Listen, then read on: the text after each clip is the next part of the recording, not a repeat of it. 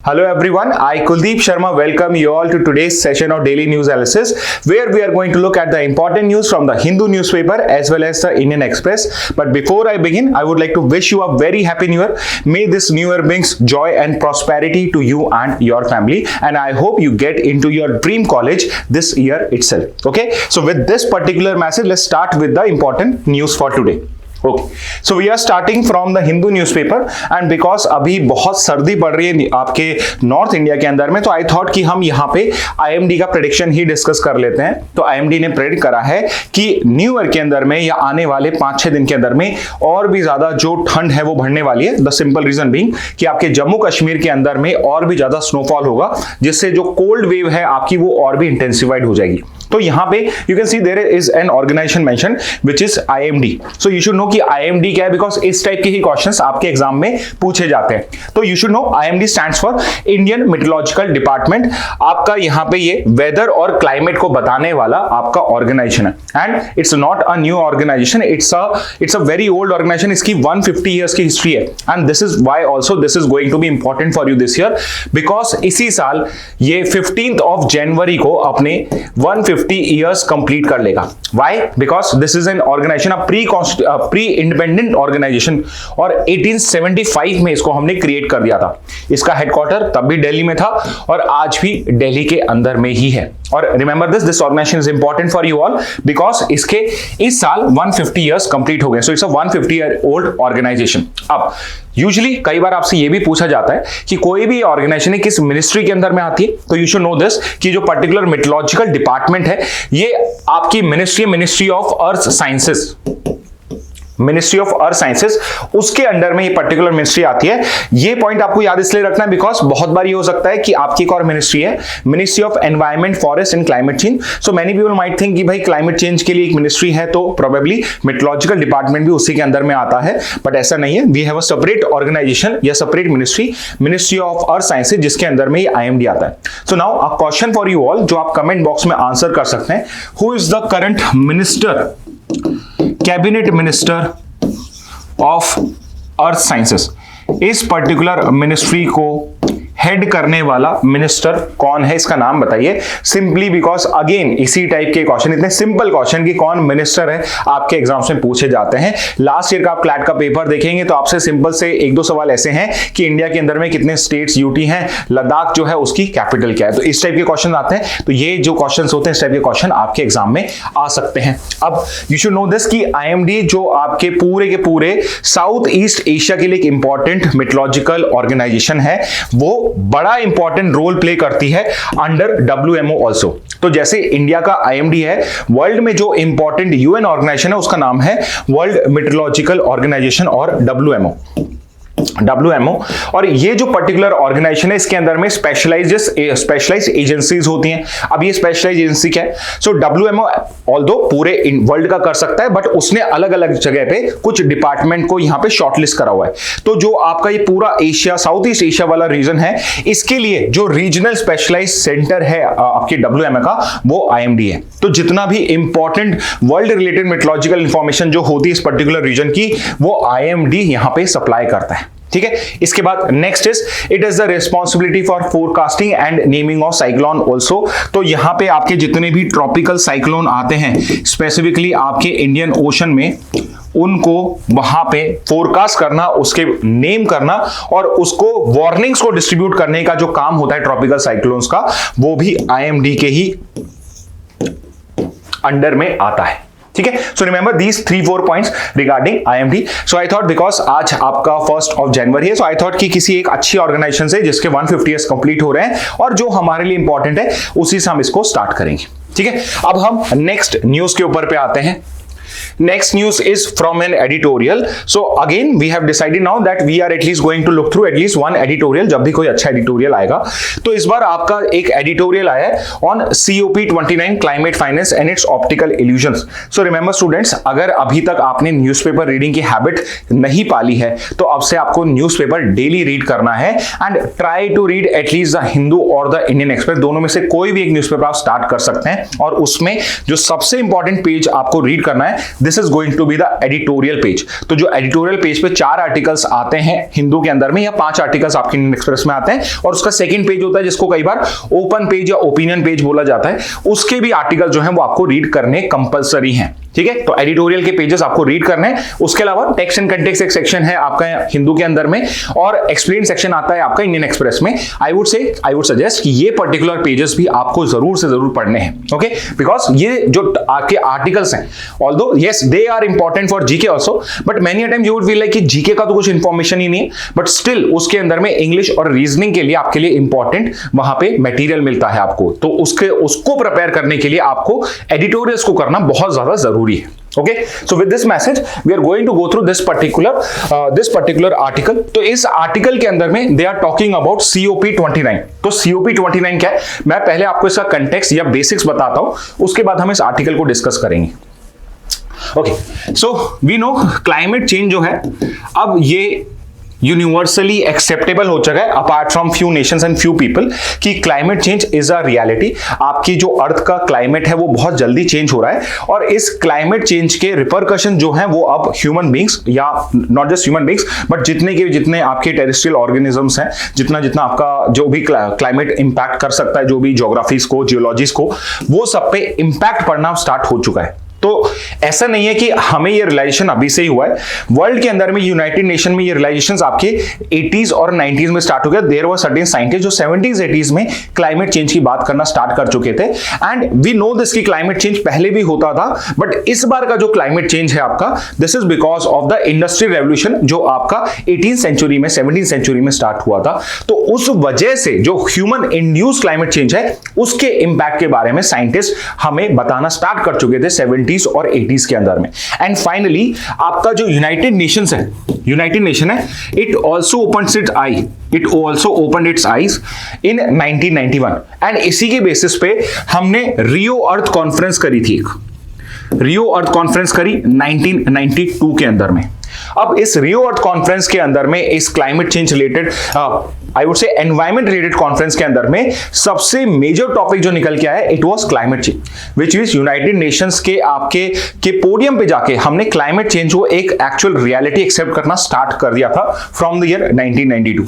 अब रियो अर्थ में 3 conventions main आए थे, बट हम यहां पे एक ही बात करेंगे which is United nation framework convention on climate change, UNFCCC, United nation framework convention on climate change. Basically इस फ्रेमवर्क कन्वेंशन में क्लाइमेट चेंज से कैसे सारी कंट्रीज फाइट करेंगी उसके बारे में डिफरेंट आर्टिकल्स लेट डाउन है, डिफरेंट आपके प्रिंसिपल्स कंसेप्ट्स लेट डाउन है, और इसके अंदर में एक और चीज डिसाइड करी कि this is not going to be a one time thing, कि हमने एक बार बात कर ली और अब आप भूल चुके हैं, इसको हमें कैसे इंप्लीमेंट करना है, इसके प्रिंसिपल्स को हमें कैसे इंप्लीमेंट करना है, उसके लिए हम annual COP conference of parties करेंगे। कॉन्फ्रेंस ऑफ पार्टीज जिन्होंने इस पर्टिकुलर ट्रीटी को साइन किया है उन सबके बीच में एक कॉन्फ्रेंस करी जाएगी और ये एक एनुअल कॉन्फ्रेंस होगी। तो ये जो पर्टिकुलर कस्टम है कॉन्फ्रेंसेस को कंडक्ट कराने का, ये 1995 में बर्लिन से स्टार्ट हुआ था, और जो आपकी लेटेस्ट हुई है दैट इज COP29। लेटेस्ट हुए आपकी COP29। तो this is the latest one, Baku Azerbaijan में। अब आपको कमेंट बॉक्स में मुझे यह बताना है कि जो COP30 है, कॉन्फ्रेंस ऑफ पार्टी 30 है, वो कौन सी कंट्री यहां पे होस्ट करने वाली है। तो यू शुड नो दिस कि COP29 हमारी लेटेस्ट यहां पे हमने करी है और COP30 आपको बतानी। अब ये तो रहा आपका कंटेक्स्ट।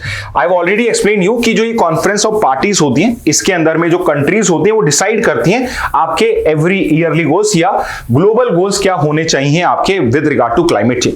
तो यहां पे ये ऑथर आर्ग्यू कर रहे हैं रिगार्डिंग COP29, और इसमें जो क्लाइमेट फाइनेंस की बात हुई है it is just an optical illusion, which means कि दिखने में तो हमें फाइनेंसिंग दिख रही है, बट वो एक इल्यूजन टाइप है, उससे एक्चुअल में कोई चेंज नहीं आने वाला है। एंड इन्होंने इसके कुछ रीजंस प्रोवाइड करें। तो यहां पे इन्होंने हिस्ट्री भी डिकोड करी है रिगार्डिंग क्लाइमेट फाइनेंस, और इन्होंने क्या बताया कि 2009 में जो आपकी COP हुई थी कोपेनहेगन में, So CLAT prep student, I'm sure ये आप लोगों का करा हुआ ही है, but for others also you can also make notes from this. तो 2009 में कोपनहेगन में जो आपकी कॉन्फ्रेंस हुई थी, COP जो उस टाइम में हेल्ड करी गई थी, उसमें देयर वाज अ प्रपोजल कि डेवलप्ड कंट्रीज जो हैं वो $100 बिलियन पर एनम देना स्टार्ट करेंगी from the year 2020। 100 billion per annum देना स्टार्ट करेंगे फ्रॉम 2020। ये जो 2009 में ये पर्टिकुलर कमिटमेंट की हमने बात स्टार्ट करी, 2015 के पेरिस COP में इस चीज को हमने लीगली बाइंडिंग कर दिया। कि 2020 से जितनी भी डेवलप्ड कंट्रीज हैं वो डेवलपिंग कंट्रीज और लीस्ट डेवलप्ड कंट्रीज को कोप अप करने के लिए, क्लाइमेट चेंज से फाइट करने के लिए $100 बिलियन पर एनम देंगे फ्रॉम 2020। और ये जो पर्टिकुलर 2020 से स्टार्ट होना था, ये डेवलप्ड कंट्रीज ने नॉट बिफोर 2022 कभी भी दिया। यानी $100 बिलियन पर एनम जो पैसे देने थे 2020 से, वो एक बार आपके 2022 में आने स्टार्ट हुए। और इंटरेस्टिंगली ये जो पर्टिकुलरली 2015 का पेरिस एग्रीमेंट था, इसका टाइम एंड हो रहा था 2025 में, विच मीन्स 1 जनवरी 2025 से ये $100 बिलियन पर एनम की जो इनकी लीगली बाइंडिंग कमिटमेंट थी उसका एंड होता था। But it is not the case कि यहां पे ये खत्म हो गया, इसके बाद इन्हें पैसे नहीं देने थे। इसके बाद इट वाज डिसाइडेड कि अब हमें नेक्स्ट गोल क्या होगा वो डिसाइड करना है। नेक्स्ट अब इसके बाद क्या हमें कमिटमेंट चाहिए फ्रॉम द डेवलप्ड कंट्रीज, क्या क्लाइमेट फाइनेंसिंग रिक्वायर्ड है। तो इस क्लाइमेट फाइनेंसिंग के लिए जो COP 29 है आपकी बाकू अजरबैजान वाली, इसके अंदर में इसी बात पे बात होनी थी कि क्लाइमेट फाइनेंस क्या होगा। इस वजह से COP को हम फाइनेंस COP भी कहते हैं, बिकॉज मेजरली हमारा गोल ये था कि 2025 ऑनवर्ड्स अब हमारे क्लाइमेट फाइनेंस के गोल्स क्या होने चाहिए। और यहां पे developing countries were very clear, और they were not asking any random amount, but it was a scientific amount जो साइंटिस्ट बता रहे हैं, क्लाइमेट साइंटिस्ट बता रहे हैं कि इतना पैसा चाहिए होगा। And they had come up at the value of 1.3 trillion rupees. 1.3 trillion, not 100 billion but 1.3 trillion dollars per annum required है अगर यू वांट कि डेवलपिंग कंट्रीज और least developed countries climate change को फाइट करने में हेल्प कर पाए। Because developing countries और लीस्ट डेवलपिंग कंट्रीज के पास में क्लाइमेट से फाइट करने के लिए फाइनेंस नहीं है, पैसा नहीं है, तो उन्हें डेवलप कंट्रीज की हेल्प चाहिए। सो इस पर्टिकुलर कंटेक्स्ट में this was the demand. And आपको तो पता ही है कि डेवलप्ड कंट्रीज जो हैं आपकी वेस्टर्न कंट्रीज हैं वो कितने ज्यादा उदारवादी हैं, कितने ज्यादा लिबरल हैं, कितना ज्यादा वो हेल्पिंग नेचर के हैं। सो ऑब्वियसली उन्होंने ये चीज पर्टिकुलरली आपकी यहां एक्सेप्ट कर ली होगी, but the answer is no, ऐसा कुछ भी नहीं हुआ है। They had agreed for a amount of 300 billion only per annum, और ये भी फ्रॉम 2035। ये भी फ्रॉम 2035, नॉट इवन हियर। यहां पे they were demanding 1.3 trillion starting from 2030, but यहां पे जो आपका एग्रीमेंट हुआ है वो हुआ है $300 बिलियन का पर एनम फ्रॉम 2035 से। तो अभी आज से 10 साल बाद से ये पर्टिकुलर कंट्रीज जो है वो आपको पैसा देने के लिए एग्री कर रहे हैं। ऑब्वियसली इंडिया ने इस पर्टिकुलर कमिटमेंट को यहां पे रिजेक्ट कर दिया है। एक तो उन्होंने रीजन दिया कि India was not part of it, the developing countries, least developed countries were not part of this particular negotiation demands जो इन्होंने यहां पे डिसाइड करी है। तो इसको जो डेवलपिंग कंट्रीज है इंक्लूडिंग इंडिया एंड चाइना, वो इस चीज को क्वेश्चन करती है कि this particular amount is not enough. Why it is not enough? Because जो आपकी स्मॉल आइलैंड कंट्रीज हैं, जो आपकी लीस्ट डेवलप्ड कंट्रीज हैं, they are demanding this much. वो करीब $260 बिलियन खुद मांग रहे हैं, और उसमें से 300 बिलियन पर एनम तो टोटल ही वो देने वाले हैं। So what about the developing countries जो बहुत बहुत बड़ी कंट्रीज हैं, जिसमें बहुत ज्यादा पॉपुलेशन है, for example your India and China, तो उनका क्या होगा? तो यहां पे अभी तक सिर्फ 300 बिलियन पर एनम का यहां पे डिसाइड हुआ है। तो इसी पर्टिकुलर चीज पे ये पर्टिकुलरली आपका आर्टिकल आया। आई होप अगर आपको कंटेक्स्ट समझ में आ जाएगा तो आप जब इस आर्टिकल को पढ़ेंगे अब आपको ये आर्टिकल भी इजीली समझ में आना स्टार्ट हो जाएगा। Okay, so this is an important article from the editorial page. So let's look at the next news. So next news is Quad members vow to work vigorously towards a free, open and stable Indo-Pacific. So again एक और important organization जो 1st of January को हम cover करेंगे, which is a very important security organization of India. It is the Quad, which stands for Quadrilateral Security Dialogue. तो यहाँ पे remember Quadrilateral मतलब 4 countries होंगी, उनके बीच में security related जो conversation या dialogues होते हैं, जो आगे का वो पूरा road map lay down करते हैं, वो इस पर्टिकुलर इस ग्रुपिंग के अंदर में होता है। तो ये एक इंपॉर्टेंट आपका ग्रुपिंग है specifically for India, and not just India but India friendly और China opposing countries. India friendly से मैं ज्यादा कहूंगा कि जो जो चाइना को अपोज कर रहे हैं आपके स्पेसिफिकली इंडो पैसिफिक में, वो मेजर कंट्रीज आपके इस पर्टिकुलर ग्रुपिंग का पार्ट है। बिकॉज चाइना से फाइट कर पाना इंडो पैसिफिक के अंदर में अब एक अकेले कंट्री की बस की बात नहीं है, इसलिए सारे कंट्रीज, सारे इंपॉर्टेंट कंट्रीज मिलकर इंडिया को, चाइना को काउंटर करने के लिए उन्होंने क्वाड का यहां पे क्रिएशन करा है। और रिमेंबर दिस, यहां पे जो ये पर्टिकुलर लाइन लिखी हुई है, Quad members vow to work vigorously towards a free, open and stable Indo Pacific. This is basically the single line objective of Quad. They would never claim, कोई भी group ऐसे क्लेम नहीं करेगा हमने China को काउंटर करने के लिए करा है, but it is common knowledge कि क्वाड का मेन पर्पस है एक एंटी चाइना या काउंटर चाइना एक ऑफेंसिव क्रिएट करना यहां पे। और द मेन ऑब्जेक्टिव, जो वो स्टेटेड ऑब्जेक्टिव आपके क्वाड का, वो है आपका free, open and stable Indo Pacific. What exactly is Indo Pacific? Indo Pacific is basically your Indian and Pacific ocean.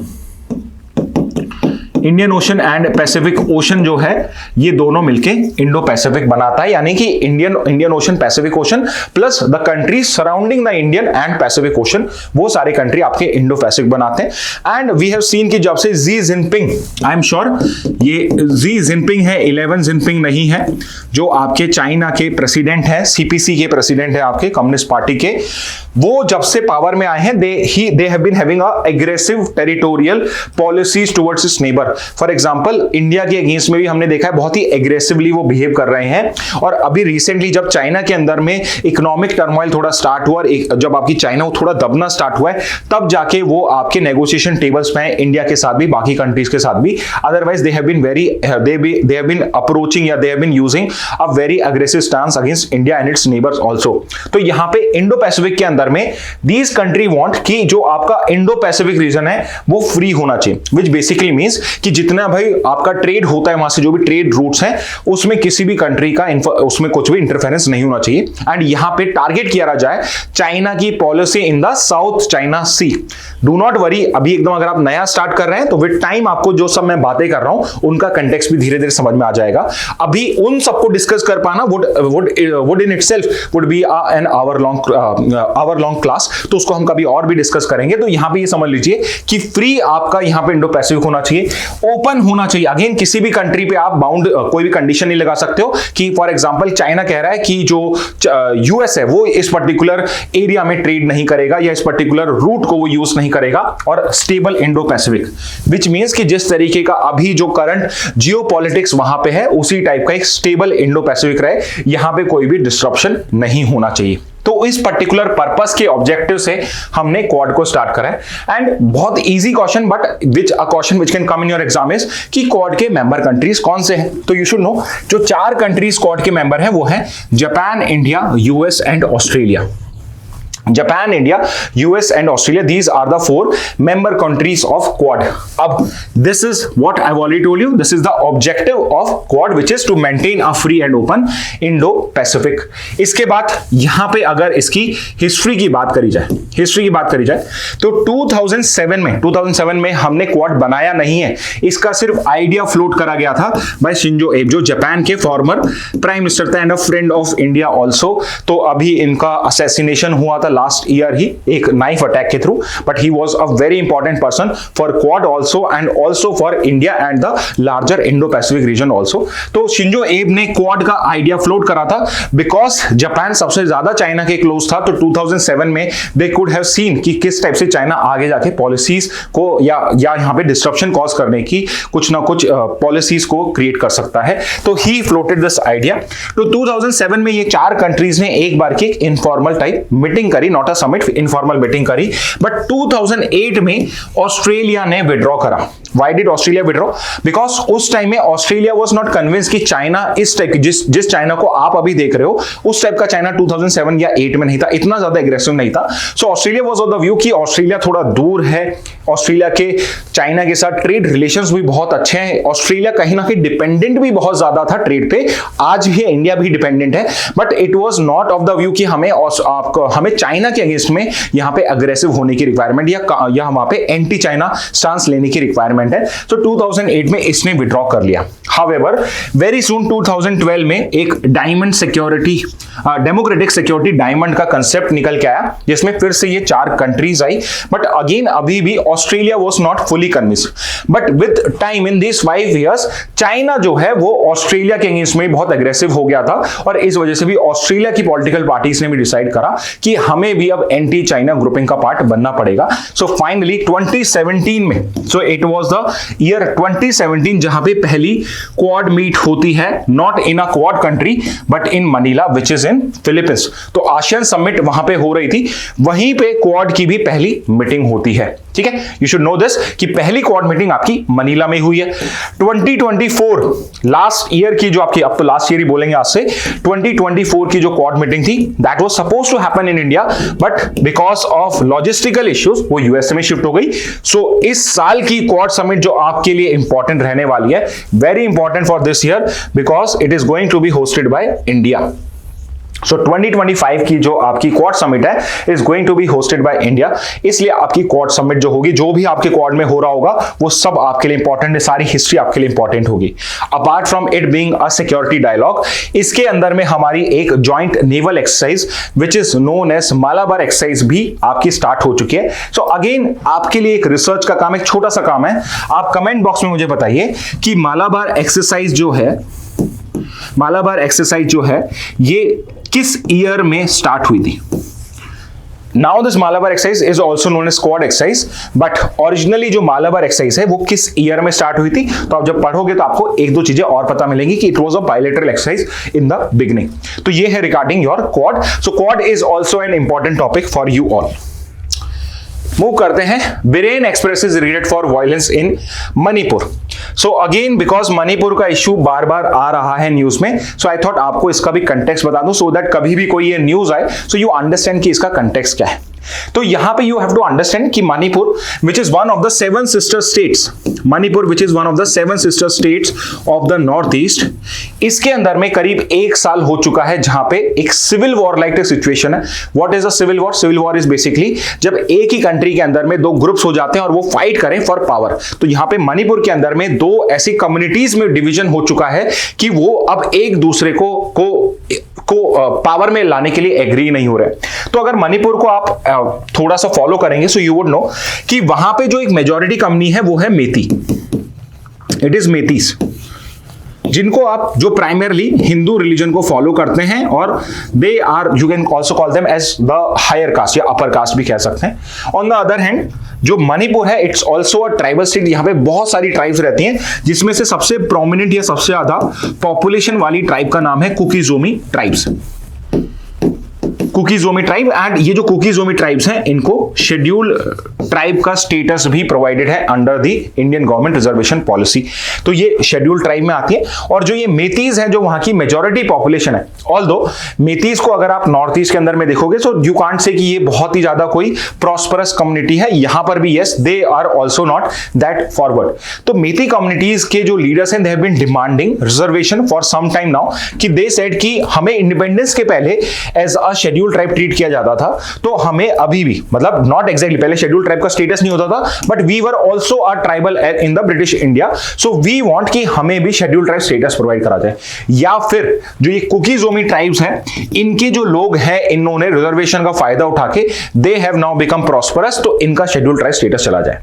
अब इंटरेस्टिंगली मणिपुर में अगर आपके पास ट्राइबल स्टेटस नहीं, अगर आपके पास शेड्यूल ट्राइब स्टेटस नहीं है, तो जो मणिपुर के हिली एरियाज हैं वहां पे शेड्यूल ट्राइब से लैंड बाय कर पाना is next to impossible, because schedule tribes को यहां पे लैंड के लिए प्रोटेक्शन भी है। तो यहां पे जो पर्टिकुलर मेती कम्युनिटी है it has become limited to only the Imphal, आपका प्लेन रीजन। तो अगर आप मणिपुर की टोपोग्राफी देखोगे तो यू वुड नो कि मणिपुर में आपका इम्फाल है और चारों तरफ से ये हिली एरिया से घिरा हुआ है। तो बीच में जो इम्फाल है वो आपका प्लेन एरिया है जहां पे मेती कम्युनिटी रहती है, और जो हिली रीजन है इसके आसपास के वहां पे ट्राइबल्स रहते हैं, और majorly they are populated bye कुकी-जोमी। अब मणिपुर जो है ये एक बॉर्डर स्टेट भी है और ये म्यांमार से बॉर्डर टच करती है। आपके जो कुकी-ज़ोमी ट्राइब्स हैं ये आपके स्प्रेड आउट है पूरे नॉर्थ ईस्ट में और इस पर्टिकुलर रीजन में। सो कुकी-ज़ोमी ट्राइब जो है ये म्यांमार में भी है। ओके, और इसके अंदर में कुछ मिलिटेंट एलिमेंट्स भी हैं, बिकॉज एक टाइम पे ये एक सेपरेटिस्ट मूवमेंट भी इन्होंने रेस करा था, because they wanted a separate country for their own.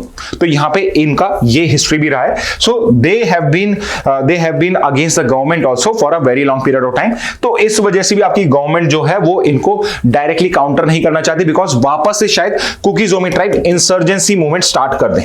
सो फिर से वायलेंस वहां पे स्टार्ट हो जाएगी। तो यहां पे क्या हो रहा है कि आपके जो वहां के चीफ मिनिस्टर है मणिपुर के, जो फोटो में दिख रहे हैं, एन बीरेन सिंह जो मेती कम्युनिटी से बिलोंग करते हैं। N Biren Singh the chief minister of Manipur, he belongs to the Meitei community. और आपकी जो वहां की लेजिस्लेटिव असेंबली भी है उसमें जो मेजोरिटी एमएलएस हैं 60 कुछ होते हैं टोटल, उसमें से 40 शायद आपके करीब इस पर्टिकुलर पार्टी मेती कम्युनिटी से ही बिलोंग करते हैं। सो यू कैन सी कि मेजोरिटी जो पॉपुलेशन है या मेजोरिटी जो गवर्नमेंट या लेजिस्लेचर है वो भी मेती कम्युनिटी का ही होता है। तो यहां पे कुकी-ज़ोमी ट्राइबल्स के लीडर्स ने एलिगेशंस लगाए हैं फ्रॉम द लास्ट 1 ईयर कि यहां पे जो Manipur government, specifically the Manipur CM, he has been supporting the Meitei community in doing violent act against the Kuki-Zomi tribe. And वहां पे हालत इतनी खराब हो चुकी है कि वहां पे there is a clear demarcation between Meitei villages and your Kuki-Zomi villages. अगर कोई मेती कम्युनिटी का पर्सन कुकी-ज़ोमी विलेज में रहता था या गलती से एंटर कर जाता है तो सीधे उसको मर्डर कर दिया जाता है। And the same is the case with a person of a Kuki-Zomi person जो आपका अगर मेती एरिया में एंटर करता है और वहां पे, and not just men, even women, children and old people, they are also not spared in this particular case। उनके अगेंस्ट में भी एक्सट्रीम फॉर्म ऑफ वायलेंस यहां पे यूज किया जा रहा है। तो इस कंटेक्स्ट के अंदर में आपका जो एन बीरेन सिंह है उन्होंने न्यू ईयर पे अपॉलॉजी यहां पे मांगी, लास्ट मतलब 31 को इन्होंने मांगी है कि he regrets for violence in Manipur and he is apologising from all the community कि I was not able to control the violence in Manipur. And यहां पे मिनिस्ट्री ऑफ होम अफेयर्स की रिपोर्ट भी आई है कि आपका लास्ट ईयर का अगर क्राइम का स्टैट्स आप देखते हो तो नॉर्थ ईस्ट के अंदर में 70% जो आपके क्राइम्स कमिट हुए हैं, 70% जो एफआईआर रजिस्टर्ड हुई हैं, these have been in from the state of Manipur. This has been from the state of Manipur only, and इसके बहुत लार्ज बहुत ही लॉन्ग टर्म आपके इंप्लीकेशन भी हो सकते हैं, because Manipur is a border state. तो म्यांमार से बॉर्डर टच होती है। म्यांमार आपका पहले से वॉलेटाइल चल रहा है, वहां पे रोहिंग्या मुस्लिम्स का वहां पे भी एक सिविल वॉर ब्रोक आउट है, वहां पे आपके जो डिफरेंट रिबेल ग्रुप्स हैं वो डिफरेंट टेरिटरीज को ऑक्यूपाई कर रहे हैं। तो उससे अगर मणिपुर अनस्टेबल होता है, जो म्यांमार की इंस्टेबिलिटी है वो मणिपुर के थ्रू इंडिया के नॉर्थ ईस्ट और फिर फाइनली इंडिया के मेन लैंड में भी एंटर कर सकती है। सो इसलिए मणिपुर का जो इश्यू है इसको जितना जल्दी हम रिजॉल्व कर पाएंगे उतना हमारे लिए बहुत अच्छा रहेगा। Okay, so this is a short explanation of what is happening in Manipur. Next news पे आते हैं। So again it's only a one liner. India Nepal की ज्वाइंट मिलिट्री एक्सरसाइज है विच हैज जस्ट बिगन। तो आपकी जो इंडिया और Nepal which are border state, again India और नेपाल बॉर्डर स्टेट है, इनकी मिलिट्री ज्वाइंट मिलिट्री एक्सरसाइज यहां पे स्टार्ट हुई है, which is the 18th edition of Surya Kiran exercise.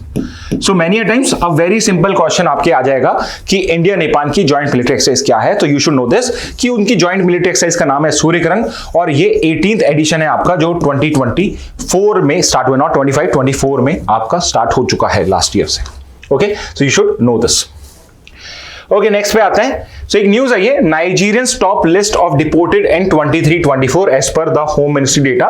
जैसे ही आपका ईयर एंड होता है तो जितने भी इंपॉर्टेंट डेटा बैंक्स होते हैं आपके गवर्नमेंट के, they are published into the public sphere. और यहां पे ये डेटा आया है कि जो फॉरेनर्स इंडिया में एंटर करे गए हैं और उन्होंने या तो वीजा की कंडीशन को यहां पे वायलेट करा हो या कोई यहां पे वीजा को ही एक्सटेंड कर दिया हो। सो you should know this, visa is basically कि जब आप किसी कंट्री में एंटर करते हो तो सामने वाली कंट्री आपको कुछ कंडीशन के साथ एंटर करने देती है, कुछ पर्टिकुलर टाइम पीरियड के लिए एंटर करने देती है। तो जो परमिशन होती है उसी परमिशन को हम वीजा बोलते हैं।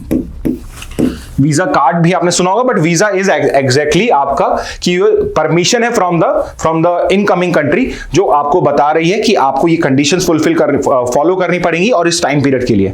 तो अगर कोई फॉरेनर आपके इंडिया में अगर एंटर करता है on a visa which means on these conditions, अगर वो उन कंडीशंस को ब्रेक कर देता है या अपना उसका जो पीरियड था, टाइम पीरियड था जिसके लिए वो इंडिया में अलाउड था, अगर उसको एक्सटेंड कर देता है, एक्सटेंड क्या कर देता है, उसको क्रॉस कर देता है और वापस नहीं जाता, तो उस पर्टिकुलर केस में उस पर्सन को डिपोर्ट बैक कर दिया जाता है, यानी उसको वापस उसकी कंट्री ऑफ ओरिजिन में भेज दिया जाता है। तो यहां पे आपके Nigerians have top the list of the people who have been send back to their country. Top पे आपके नाइजीरियंस है, सेकंड नंबर पे बांग्लादेशीज हैं एंड थर्ड पे युगांडियंस हैं। तो ये 3 कंट्री के लोग हैं जिनको डिपोर्ट बैक करा।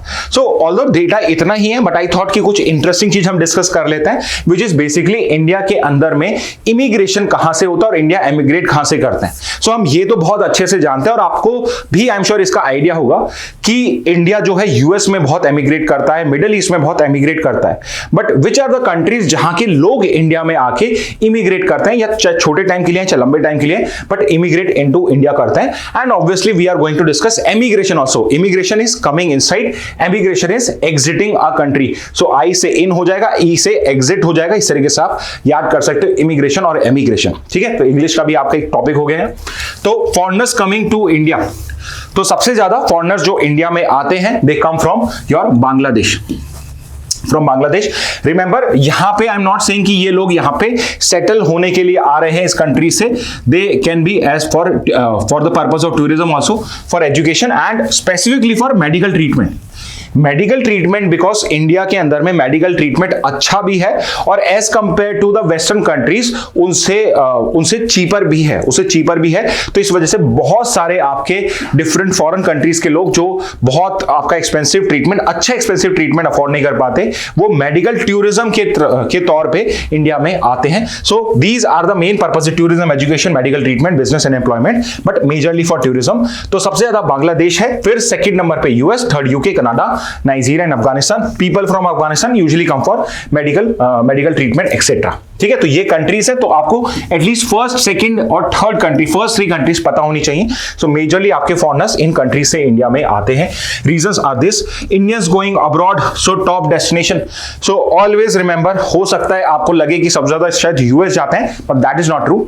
अगर हम ओवरऑल देखेंगे तो पूरा का पूरा मिडल ईस्ट होगा, और कंट्री वाइज भी देखेंगे so it is going to be UAE, United Arab Emirates, जिसमें सबसे इंपॉर्टेंट डेस्टिनेशन आपकी दुबई हो जाएगी। So UAE is the top destination for Indians going abroad. Second पे जाके आपका यूएसए आता है, उसके बाद Saudi Arabia, Canada and Australia. So these are the countries जहां पे इंडियन जाके सेटल करते हैं। Reasons for emigration, so unlike immigrant जो इंडिया में टूरिज्म के पर्पस के लिए, शॉर्ट टर्म के लिए भी आए, हम यूजुअली एम्प्लॉयमेंट के लिए जाते हैं।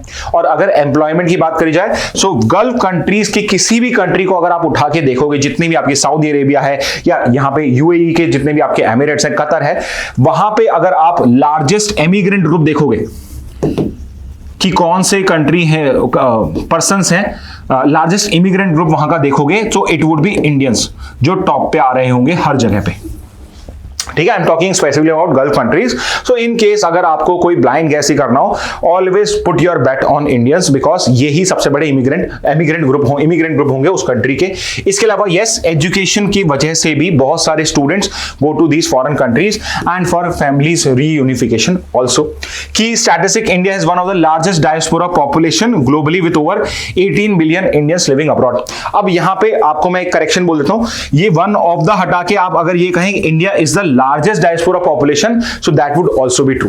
करंटली जो सबसे ज्यादा एमिग्रेटेड पॉपुलेशन है वर्ल्ड की, उसमें टॉप पोजीशन पे इंडियंस ही है। ओके, एंड डिपोर्टेशन ट्रेंड्स हम पहले डिस्कस कर चुके हैं। जो लेटेस्ट डेटा है उसमें टॉप पे नाइजीरियंस है, सेकंड पे बांग्लादेशीज है एंड थर्ड पे आपके युगांडियंस है। And you should know this, usually आपको यहां पे डिपोर्ट किया जाता है, या तो आपका जो स्टे है वो आपने एक्सटेंड कर दिया विदाउट परमिशन, या फिर जो पर्टिकुलर कंडीशंस होती हैं वीजा को, उनको आपने यहां पे ब्रीच कर दिया, वॉयलेट कर दिया है, तो उस पर्टिकुलर सिचुएशन में आपको डिपोर्ट बैक कर दिया जाता है। तो ये था regarding some important information, because ये न्यूज आपके इस पर्टिकुलर न्यूज़पेपर में आई है।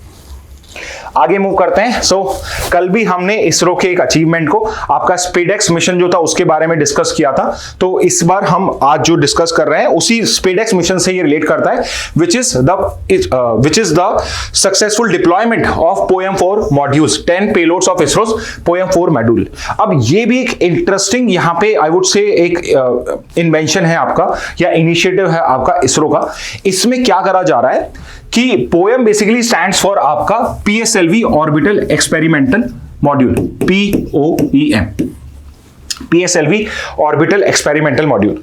तो यूजुअली क्या होता है, जब आप कोई पर्टिकुलर इतना इंपॉर्टेंट स्पेस, ऑल्दो आज हम इतने सारे वो कर रहे हैं, बट रिमेंबर दिस, स्पेस के अंदर में हर चीज आपको मारने के लिए, आपको डिस्ट्रॉय करने के लिए रेडी बैठी है।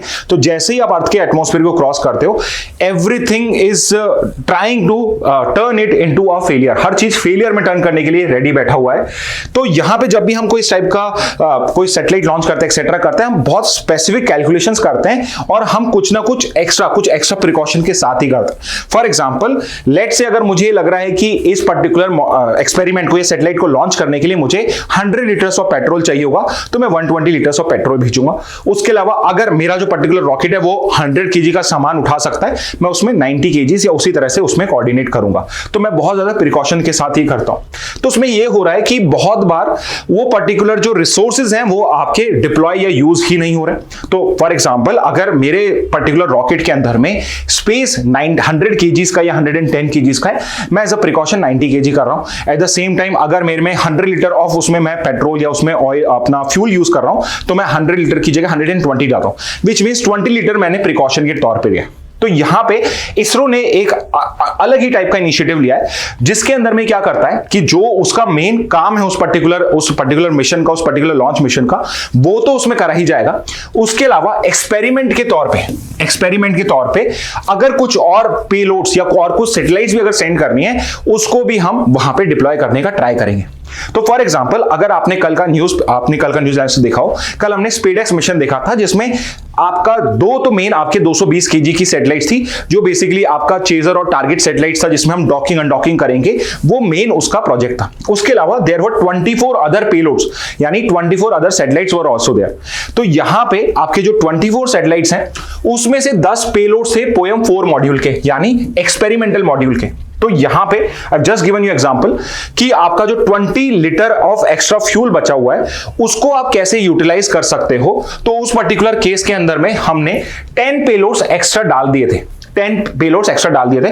जब हमारा मेन मिशन कंप्लीट हो गया, अब हमने उस पर्टिकुलर रॉकेट को, उस पर्टिकुलर मिशन के अंदर में ये जो पर्टिकुलर पेलोड्स हैं, पोएम पेलोड्स के मॉड्यूल के अंदर में जो पेलोड्स हैं, उनको भी डिप्लॉय करने की कोशिश करिए। तो यहां पे मैं क्या कर रहा हूं, मेरे जितने भी रिसोर्सेज लग रहे हैं उस मिशन के अंदर में, उसको मैं पूरा यूटिलाइज कर रहा हूं। आई होप ये आपको समझ में आया होगा कि मेरा जो मेन मिशन है, जब मेरा वो मेन मिशन हो चुका है, अब भी मेरे रिसोर्सेज बचे हुए हैं, तो मैं थोड़ा सा पुश करके ट्राई करता हूं कि मैं क्या और भी कुछ कर पाता हूं। तो यहां पे जो 10 पेलोड्स हमने पोएम 4 मॉड्यूल के अंदर में करे थे, उनको भी हमने सक्सेसफुली डिप्लॉय करा, यानी मैं जो एक्स्ट्रा रिसोर्स लेके जा रहा था, मैंने उनको भी यूटिलाइज कर रहा है। तो इससे क्या हो रहा है, मेरी जो कॉस्ट है वो कम होती जा रही है।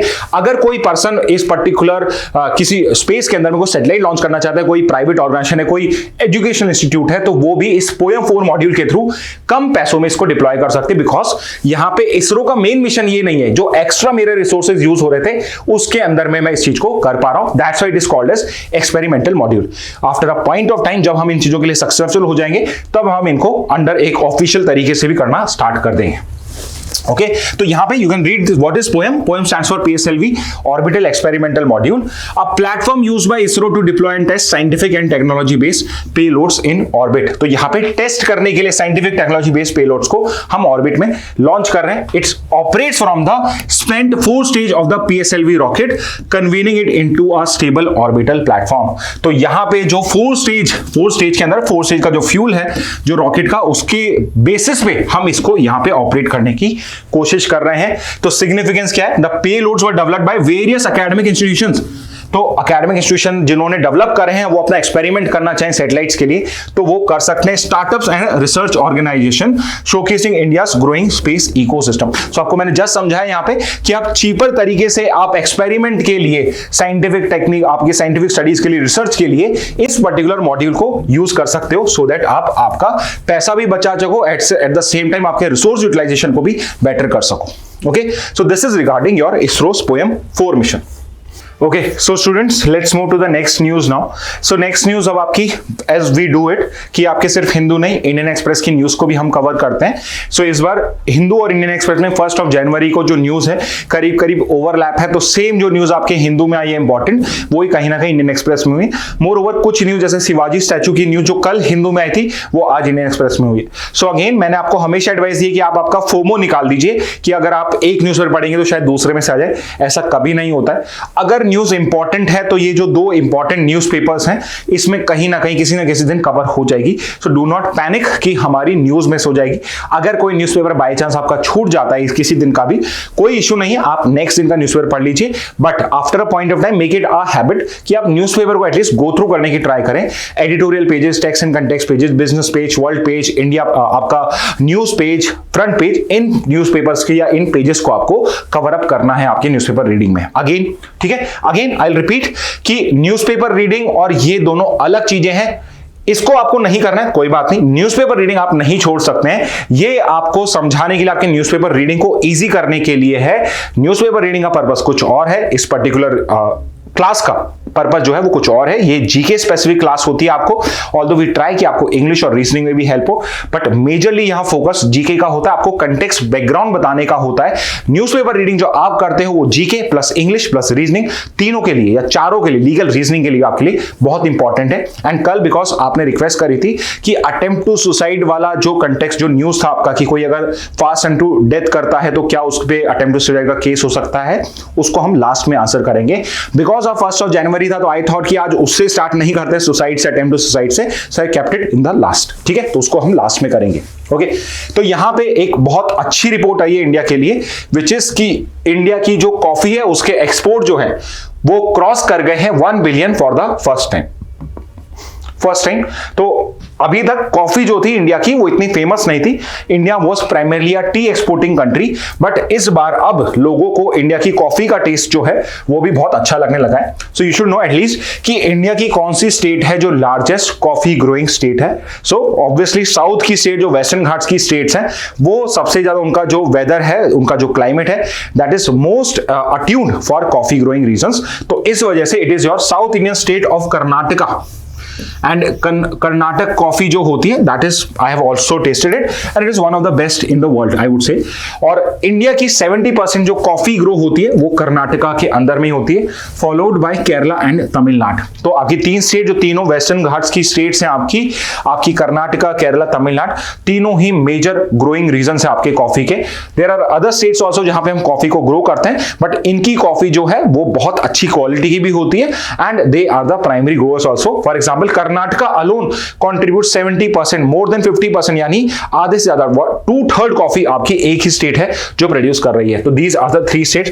What are the types of coffee grown in India? So आपने ये चीज सुनी होगी, अरेबिका और रोबस्टा 2 टाइप की कॉफीज होती हैं. दोनों की अलग अलग क्वालिटीज होती हैं. Robusta is the more expensive coffee but these are the 2 coffees जो इंडिया में ग्रो होते हैं. These are the primary 2 forms of coffees also. इसके बाद टॉप कॉफी एक्सपोर्ट डेस्टिनेशन कहां है, सबसे ज्यादा कॉफी एक्सपोर्ट्स कहां होती है? सो सबसे टॉप पे आ जाता है आपका Italy. So other countries are also there but आपको टॉप नंबर की कंट्री तो पता होनी चाहिए. These are Italy, Germany, Belgium and US. यानी जो वेस्टर्न कंट्रीज हैं, डेवलप कंट्रीज हैं, रिच कंट्रीज हैं, they are the biggest consumer of Indian coffee. तो इससे भी आप समझ सकते हो कि इंडियन कॉफी की quality would be much better because these are the countries जो जहां पे भी बेस्ट होगी उसको अफोर्ड कर सकते हैं और ये यहां पे इंडिया की कॉफी को प्रेफर कर रहे हैं स्पेसिफिकली इटली के अंदर में. सेकेंड, इंडिया के मेजर एक्सपोर्ट्स क्या हैं? तो अगर हम यहां पे मेजर एग्रीकल्चर एक्सपोर्ट्स की बात करें so you can C coffee अब आपका 1 बिलियन मार्क है तो it is also important. T, spices, तो एंशिएंट इंडिया से हम स्पाइसेस को एक्सपोर्ट कर रहे हैं. राइस एंड मरीन प्रोडक्ट्स, इन सबको एक्सपोर्ट्स करने में इंडिया टॉप पे होता है. तो एक्सपोर्ट्स के अलावा अगर इंपोर्ट की बात करें so obviously crude oil is the largest makes the largest component of India's imports also. तो क्रूड ऑयल हो जाएगा. Gold, electronics and machinery. What are the key import sources? सबसे ज्यादा इंपोर्ट कहां से होता है? So crude oil from Saudi Arabia and Iraq. But I would say कि ये आपके 1-2 साल में थोड़ा चेंज हो गया. जब से रशिया यूक्रेन का वॉर हुआ है टॉप पे आपका रशिया आ चुका है. ठीक है, so remember this. Traditionally Saudi Arabia से हम लार्जेस्ट इंपोर्ट जो हमारा क्रूड ऑयल को था वो सऊदी अरेबिया से ही रहा है। प्रोबेबली जब रशिया यूक्रेन का वॉर एंड होता है वापस से सऊदी अरेबिया इराक आपके टॉप नंबर्स पे आ जाएंगे, but currently it is Russia जो आपका की इंपोर्ट सोर्स है। इसके अलावा gold and electronics from China and the UAE, तो आपका चाइना जो है वहां से हम गोल्ड भी इंपोर्ट करते हैं एंड मेजरली इलेक्ट्रॉनिक्स भी इंपोर्ट करते हैं। इंटरेस्टिंगली लास्ट ईयर जो स्टूडेंट्स हैं जो लास्ट ईयर से कंटिन्यू कर रहे हैं हमारे साथ, दे मस्ट हैव हर्ड कि इंडिया और चाइना का ट्रेड 118 बिलियन का है, जिसमें से $100 बिलियन का तो सिर्फ हमारा इंडिया से इंपोर्ट है। ठीक है, तो यहां पे you should know the key import facts also. Okay, so इस पे इतना ही करेंगे। नेक्स्ट न्यूज पे आते हैं हम आपके core sector growth at 4 month high in November. तो यहां पे एक न्यूज आई है कि इंडिया का कोर सेक्टर नवंबर मंथ में बहुत अच्छा परफॉर्म करा है और कोर सेक्टर की ग्रोथ है this has been the best in the last 4-5 months, so it is a good news for India's industrial sector also. But यहां पे आपको कोर सेक्टर क्या होता है वो समझना पड़ेगा। तो इंडस्ट्री तो बहुत बड़ी है, उसमें बहुत सारे सेक्टर्स आते हैं, but there would be some finite sectors जिनका जो इंपॉर्टेंस है टू द इंडस्ट्रियल ग्रोथ या to the overall industry that would be major. तो वो जो 8 इंडस्ट्रीज है इंडिया के अंदर में उनको हम कोर सेक्टर में काउंट करते हैं and you can see the usual suspects, these are the industries, 8 industries जो आपका इस पर्टिकुलर कोर सेक्टर के अंदर में आती हैं। अब इसको आप कैसे याद कर सकते हो इन 8 को, ऑल्दो निमोनिक्स यूज करके भी, बट यू वुड सी कि जो 8 आपकी इंडस्ट्रीज हैं ये फाइनल कंज्यूमर भी यूज करता है, but these are the industries जो बाकी की इंडस्ट्रीज में भी as a raw material use होती हैं। फॉर एग्जाम्पल क्रूड ऑयल आप डायरेक्टली यूज नहीं करते हो, क्रूड ऑयल को रिफाइन किया जाता है, उसके बाद वो पेट्रोल, डीजल, केरोसिन या नेचुरल गैस के अंदर में यूज होता है। नेचुरल गैस सेपरेटली आपका है ही, कोल है आपका, नेचुरल गैस हुआ या कोल हुआ, बाकी की इंडस्ट्रीज में प्रोडक्शन के लिए यूज होगा coal. Natural gas is also use for production purposes, refinery products, fertiliser, steel, cement, electricity. So yes, electricity final consumers आप और मैं ये सब भी यूज करा जा रहा है, बट आपकी इंडस्ट्रीज भी इसको यूज करते हैं। तो जब मैं कोर सेक्टर्स को यहां पे की ग्रोथ को यहां पे को मॉनिटर करता हूं तो मुझे यह समझ में आता है कि बाकी की इंडस्ट्रीज में ग्रोथ क्या हो रही है। बिकॉज अगर ये इंडस्ट्रीज ग्रो कर रही हैं तो ये तभी कर रही हैं because there is a demand in the rest of the industry. तो ये बिकॉज बाकी की इंडस्ट्रीज में भी यूटिलाइज हो रहा है, तो अगर ये इंडस्ट्रीज ग्रो करें which means they feel like there is a demand in other industries also, इसलिए यहां पर भी अच्छा आपका प्रोग्रेस दिख रहा है। तो अगर मुझे ये देखना है कि आगे जाके 1 या 2 महीने बाद मेरी इंडस्ट्रीज कैसे ग्रो करेंगी, तो अगर मैं कोर सेक्टर की इंडस्ट्री ग्रोथ को क्रॉस चेक करता हूं, उसको मॉनिटर करता हूं, सो आई कैन आइडेंटिफाई कि फ्यूचर में जाके इंडस्ट्रीज के अंदर में मेरा ग्रोथ फेज आ रहा है या रिसेशन फेज आ रहा है। तो इसलिए कोर सेक्टर जो ग्रोथ होती है उसको मैं अलग से करता हूं ग्रोथ। ठीक है, तो ये है, ये करीब 40% आपका बनाते हैं into index of industrial production. Total industries को मेजर करने के लिए, उसके अंदर में ग्रोथ को मेजर करने के लिए मैं IIP index of industrial production use करता हूं और उसमें भी 40% वेटेज सिर्फ इन 8 इंडस्ट्रीज का है। तो उसमें तो बहुत सारी इंडस्ट्रीज हैं, ये सिर्फ 8 इंडस्ट्रीज करीब 40% कॉन्स्टिट्यूट या वैल्यू डिराइव करते हैं उस इंडेक्स ऑफ इंडस्ट्रियल प्रोडक्शन के अंदर में। Okay, on the other hand मैं कोर इंडस्ट्रीज को मेजर करने के लिए कौन सा इंडेक्स यूज करता हूं, तो वो है आपका ICI, index of 8 core industries या इंडेक्स ऑफ कोर इंडस्ट्रीज, जो बेसिकली आपकी जो 8 कोर इंडस्ट्रीज है इसको ट्रैक करता है। तो जो 4 मंथ हाई आपको दिख रहा है कोर सेक्टर का, this is the value in the ICI index only. ये जो ICI होता है ये मंथली रिलीज किया जाता है by ministry of commerce and industry. तो ये मिनिस्ट्री भी आपको पता होनी चाहिए, कौन सा इंडेक्स कौन निकालता है ये आपको पता होना चाहिए। इसके अलावा IIP we have already discuss, जो इसका रिलेटेड इंडेक्स है। तो कोर जो इंडेक्स है आपका ICI वो सिर्फ कोर इंडस्ट्रीज की ग्रोथ को मेजर करता है और आपका जो IIP है वो ओवरऑल इंडस्ट्रीज की ग्रोथ को मेजर करता है। So these are the 2 index जो आपको पता होने चाहिए। Okay, so this is regarding your core sector growth.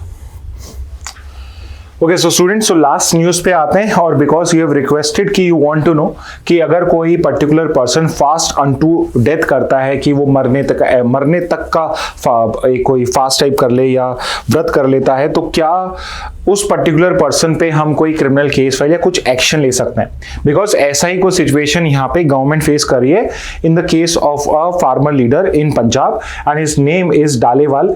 तो डालेवाल एक पर्सन है जो पिछले 1 महीने से आपके प्रोटेस्ट के तौर पे फास्ट अनटू डेथ कर रहे हैं और अब उनकी जो हालत है, उनकी जो तबीयत है वो खराब होना स्टार्ट हो चुकी है and he might die also. तो यहाँ पे सुप्रीम कोर्ट ने पंजाब गवर्नमेंट को यहाँ पे इंस्ट्रक्शन दिए थे कि go and take go and try to shift this particular person into a hospital so that कि उनकी डेथ ना हो जाए, उनका जो राइट टू लाइफ है वो यहाँ पे वायलेट ना हो जाए।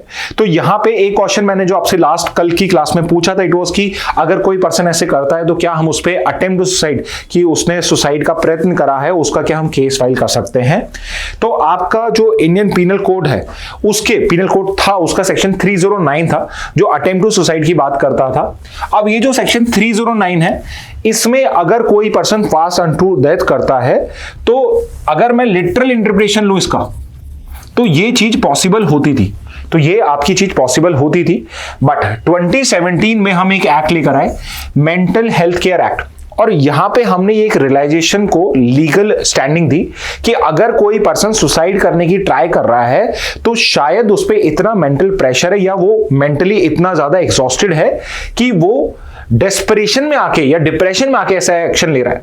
विच मीन्स कि अगर कोई पर्सन अटेम्प्ट टू सुसाइड कर रहा है तो वो कोई क्रिमिनल नहीं है, he is a depressed person और ही और she is a depressed person, और यहां पे उसे मेंटल सपोर्ट की रिक्वायरमेंट है। सीवियर स्ट्रेस है तो मेंटल सपोर्ट की रिक्वायर्ड है, तो उसको रेदर देन आप किसी जेल में भेजो, उसी किसी मेंटल हेल्थ इंस्टीट्यूशन या एक मेंटल हेल्थ एक्सपर्ट के पास में भेजना है। सो इनडायरेक्टली, डायरेक्टली हमने इसको रिमूव नहीं करा है, but mental health care act के अंदर में हमने काइंड ऑफ इसे डीक्रिमिनलाइज कर दिया है, डीक्रिमिनलाइज कर दिया है। एंड नाउ वी नो कि 1 जुलाई 2024 से अब आपका आईपीसी नहीं लगता है, अब आपका भारतीय न्याय संहिता लगता है, भारतीय न्याय संहिता 2023 लगता है। उसमें सिमिलरली सेक्शन 224 है, सेक्शन 224 है आपका बीएनएस का, जो एग्जैक्ट कॉपी है सेक्शन 309 की। तो जो सेक्शन 309 अटेम्प्ट टू सुसाइड था वो सेक्शन 224 भी है। तो यानी कि जो अटेम्प्ट टू सुसाइड का केस होता है, अब वो किसी ऐसे पर्सन के अगेंस्ट में यूजुअली नहीं लगाए जाते, इर्रेस्पेक्टिव कि उनकी डिमांड क्या है। बट क्या ऐसे पर्सन पे हम किसी और टाइप का लीगल एक्शन ले सकते हैं? सो इस केस के अंदर में आप अगर उस पर्सन के अगेंस्ट में कुछ डेलिब्रेट एक्शन लेना चाहते हो तो उसके पास में एक ही ऑब्जेक्टिव बचता है, या गवर्नमेंट के पास एक ही सॉल्यूशन है कि आप उसके अगेंस्ट में पब्लिक न्यूसेंस का केस फाइल कर सकते हो, या फिर आप उसको प्रिवेंटिव डिटेंशन में ले जा सकते हो। सो इन दोनों ही सिचुएशन में आपको ये प्रूव करना पड़ेगा कि वो जो पर्सन है उसके एक्ट की वजह से पब्लिक न्यूसेंस, यानी पब्लिक को डिस्कंफर्ट, यहाँ पे पब्लिक को कुछ डिस्कंफर्ट हो रहा है, इस वजह से आप उसको उस पर्टिकुलर एक्ट से रोकना चाहते हो, या फिर आप प्रिवेंटिवली डिटेन करते हो बिकॉज यू बिलीव कि इनका जो एक्शन है उससे आगे जाके शायद कुछ क्रिमिनल एक्टिविटी हो सकती है, कुछ क्राइम टाइप कमिट हो सकता है, इसलिए आप उसको प्रिवेंटिवली डिटेन कर सकते हो। So again this is the answer for you all for the yesterday class, from the yesterday class, कि अगर कोई पर्सन ऐसे फास्ट एंड टू डेथ करता है, although there is a section in the BNS section 224 जिसमें attempt to suicide का case file किया जा सकता है, but because of mental health care act यहां पे हम उसको एज अ क्रिमिनल नहीं ट्राई करते हैं, हम उसको एज अ मेंटल पेशेंट की तरह देखते हैं, और हम उसको जो रिक्वायरमेंट, जो भी उसको मेंटल सपोर्ट या हेल्थ केयर सपोर्ट चाहिए होता है, हम वो प्रोवाइड करते हैं, but at the same time उसके अगेंस्ट में आप पब्लिक न्यूसेंस या प्रिवेंटिव डिटेंशन का केस एक्चुअल में फाइल कर सकते हो। तो जब भी इस पर्टिकुलर केस में कुछ अपडेट आता है, सो आई वुड से कि please keep following the news कि सुप्रीम कोर्ट यहां पे क्या कहता है, पंजाब गवर्नमेंट यहां पे क्या आर्गुमेंट देती है सुप्रीम कोर्ट में, सो दैट आप इसका लीगल अंडरस्टैंडिंग कर पाओ। बिकॉज इस टाइप के जो इंटरेस्टिंग टॉपिक होते हैं, they become a very good passage material for your CLAT and AILET examination. ठीक है, तो उस पर्पस के लिए इसको आप करते रहिए। Okay students, so we are done with the first session of this year's daily news analysis. I hope this particular initiative has been useful to you all, and I hope जो नए बच्चे हमारे साथ जुड़ रहे हैं उनके लिए भी ये particular initiative useful है। Remember this कि आपका resolution 1 of new year should be कि आप daily newspaper पढ़ोगे खुद से, and plus if possible जब भी आपका newspaper analysis होता है इसको भी आप go through करोगे। ठीक है, with this message I would again want to wish you a very happy new year. I hope आप जो भी कॉलेज ड्रीम करते हो, आपको आपका ड्रीम कॉलेज इस साल ही मिल जाए, क्लैट में या एलेट में, जो भी आपके एग्जाम्स हो। ओके, आप किसी और स्ट्रीम में हो और आप फिर भी ये डेली न्यूज ऐसे लिखते हैं, तो I hope this also applies to you also. Okay, with this message I would like to end today session. Thank you and have a very nice day.